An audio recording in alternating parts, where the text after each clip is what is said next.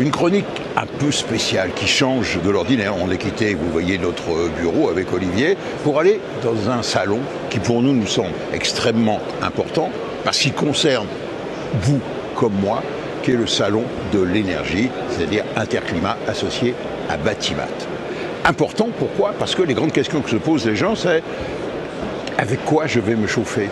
Comment vais-je payer mes notes de gaz et d'électricité? Comment vais-je diminuer mes consommations de gaz et d'électricité? Eh bien, il y a des innovations, on a sélectionné 3. La première de ces innovations, ça concerne la pompe à chaleur. Il y en a partout, sur tous les stands. Non, c'est pas nouveau, la pompe à chaleur. J'ai déjà consacré une chronique, on aura l'occasion d'y revenir. Sauf que cette fois-ci, on va réaliser, et c'est là la grande nouveauté dans ce salon, le mariage entre 2 modes de chauffage tout à fait complémentaires qui sont le gaz, l'électricité ou le fioul avec la pompe à chaleur. Ça porte un nom, comme pour les automobiles, ça traîne sur tous les stands, hybride. Hybride, c'est ça. C'est quoi? Chez vous, vous connaissez la chaudière murale à condensation. Mais là, il y a en plus maintenant, ça, c'est une pompe à chaleur. Mais une pompe à chaleur, pas une énorme. Non, une pompe à chaleur, je veux dire, de moyenne puissance. Et donc, le rôle de l'hybride, c'est quoi? Chez vous, l'énergie de base, température descend, c'est la pompe à chaleur qui fait le boulot. Mais comme c'est une pompe à chaleur, disons, moyenne puissance, la consommation d'électricité, parce que l'électricité reste raisonnable. Pas besoin d'avoir de courant triphasé. La température descend, elle commence à partir de 5 degrés, je veux dire, à pédaler, enfin, elle a de plus en plus de mal à prendre les calories dans l'air pour les mettre dans le circuit de chauffage.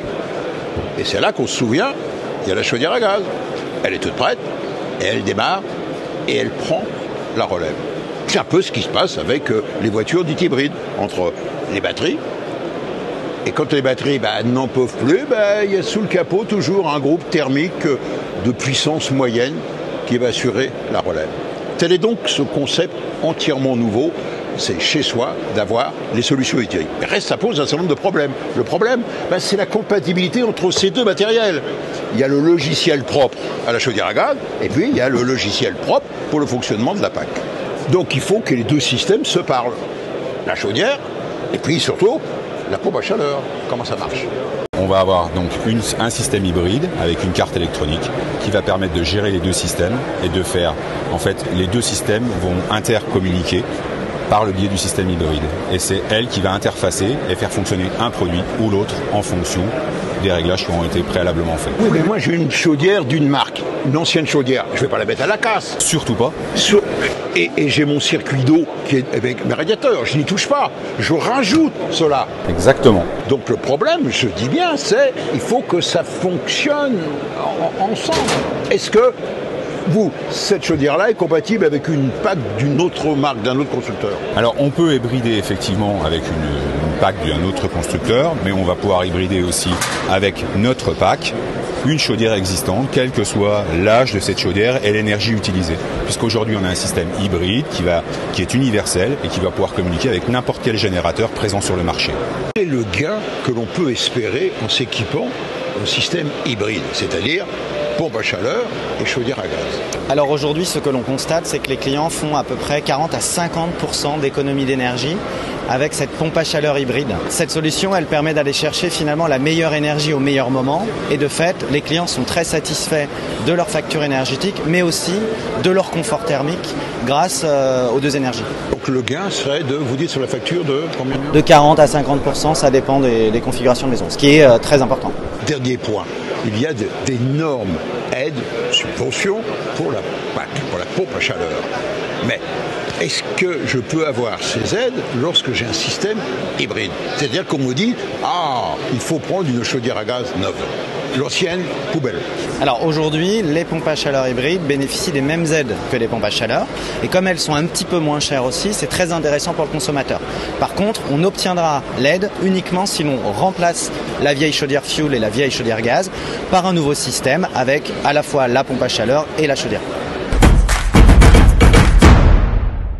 Donc, en résumé, vous l'avez bien compris, la solution, moi je dis que je préconise, pour faire des économies de gaz, bien entendu, et de fioul, c'est la solution hybride. Je vous le rappelle, avec l'énergie de base est fournie par la pompe à chaleur qui prend ces calories dans l'air, qui sont gratuites, et qui les met dans l'eau de l'installation qui existe dans la maison. Mais, après tout, on ne peut pas toujours mettre partout les pompes à chaleur, il y a le coût de l'installation. Vers quoi se tourner si on veut se chauffer? N'oubliez pas que la première source d'énergie de chauffage de la maison individuelle, en France, ça reste le bois. Mais le bois pose des problèmes, on a tous connu, des bûches avec tension, du stockage, des cendres. D'où la vogue d'un bois reconstitué en petits granulés qu'on appelle des pellets. C'est de l'extrudé, du compressé. Mais ça pose également un problème de manutention, de stockage, malgré l'automatisation. Alors regardez bien, pour une maison individuelle, l'équivalent de la pompe à chaleur, c'est-à-dire 15 kW, voilà le type même d'installation maintenant, non plus du poêle individuel, mais de la chaudière.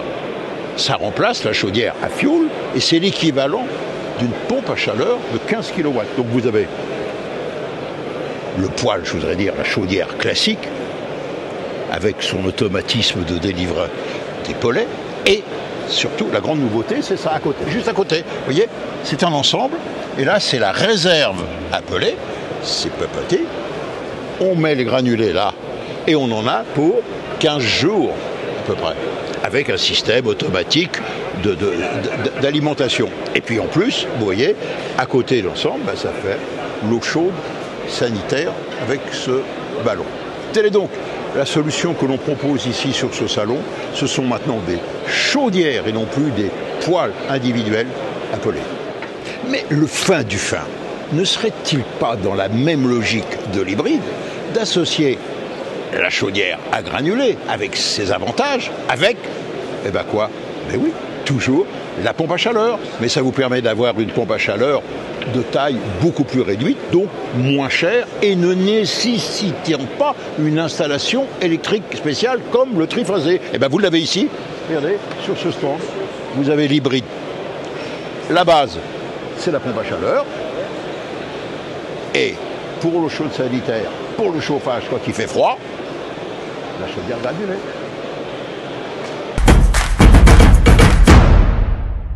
Donc, vous l'avez vu, il n'y a pas de solution miracle dans le domaine du chauffage.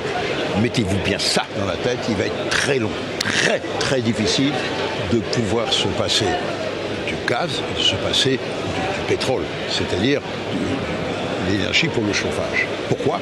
Parce que c'est une technologie qui est universelle, répandue, simple, on forme des gens, il y a des usines, voilà. Peut-on trouver autre chose comme moyen de chauffage? Vous l'avez vu, on utilise la pompe à chaleur. Là, il ne s'agit plus de combustion, mais de transfert et d'amplification d'énergie. Regardez ici sur ce stand, il faut chercher. Sur ce stand de l'innovation, on trouve des choses étonnantes chez Ekiom. On va générer de la chaleur à l'aide d'ondes sonores. Oui, vous rêvez pas. Attendez, regardez. Approchez-vous. Regardez. À l'intérieur, moi si je mets la main, je sens les vibrations. Il y a en quelque sorte un haut-parleur. Ça vibre. Et là, ces ondes sonores qui aussi vont être amplifiées par le phénomène de résonance, c'est-à-dire de plus en plus comme les vagues. Et là, vous les voyez, il y a des générations d'ondes stationnaires ici qui se forment. Et le tube vibre. Et le problème, c'est donc de récupérer cette énergie, parce que si je comprime de l'air, c'est chaud, si je détends de l'air, il se refroidit. Donc, la grande question, c'est comment, avec des ondes sonores, fabriquer de l'énergie très faible comme énergie. Comment vous le récupérer? Alors, une onde sonore, c'est le mouvement d'un gaz autour d'un point fixe. Et donc, quand le gaz avance, là c'est de l'air, parce qu'on est en train de se parler, l'onde sonore se comprime, donc ça crée du chaud, et quand ça revient à sa position initiale, ça se détend et donc ça crée du froid.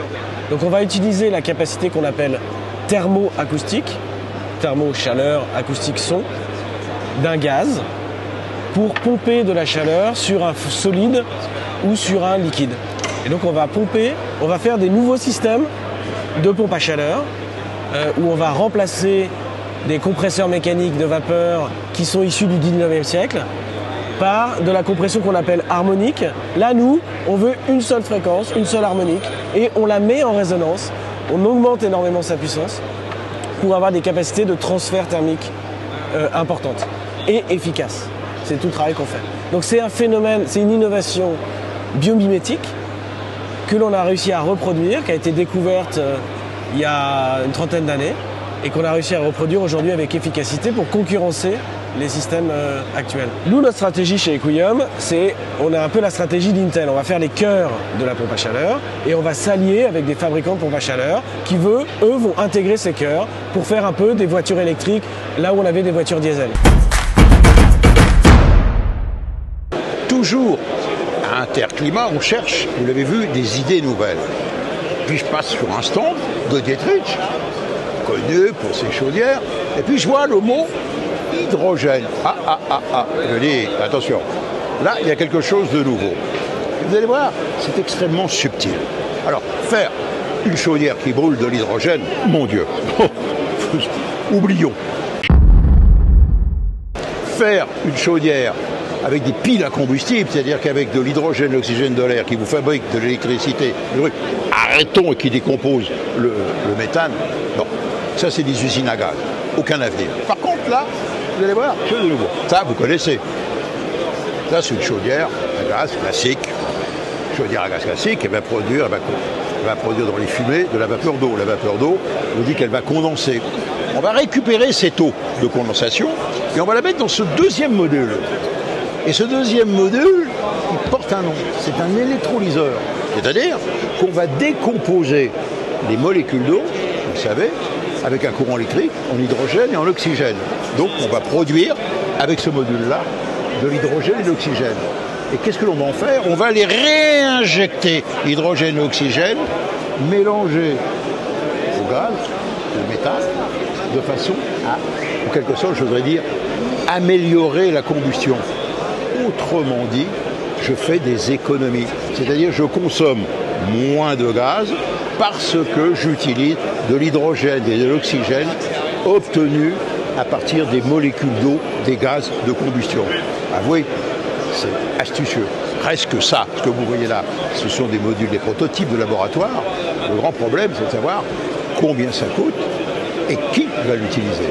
Alors, pour les petits collectifs, c'est-à-dire les mairies, les écoles, etc., ça sera fin 2023. Et après, pour monsieur, madame, tout le monde, pour le particulier, ça sera fin 2024, début 2025. On va avoir le prix de la chaudière, bien sûr, aux alentours de 4-5 000 euros. Et on va avoir l'électrolyseur, qui va être aux alentours de 6-7 000 euros. Donc, c'est l'ensemble qui va former cet ensemble énergétique qui sera disponible pour le particulier. Et puis, pour terminer cette revue, si vous voulez, des nouvelles techniques dans le domaine de, j'oserais dire, de la transition énergétique, comment se passer, vous l'avez vu, du gaz, comment se passer du fioul pour le chauffage, vous avez eu un aperçu de ce qui est en train de se faire, mais surtout une petite note optique. On va rêver. Dans un autre domaine, on a découvert, dans le salon consacré à Idéaubin, c'est-à-dire les baignoires, les douches, quelque chose d'étonnant. Il faut venir absolument voir ça. Une exposition sur des compagnons du devoir, les charpentes de Notre-Dame. Un travail, on aura l'occasion d'y revenir dans notre émission. Je voudrais dire, petite annexe, mais surtout, prenez conscience de la beauté de ces chefs-d'œuvre. Juste un petit détail, vous voyez, regardez comment on fait la jonction entre le pied du corps qui prend toute la charge et puis ce qui va aller vers les structures. Bluffant.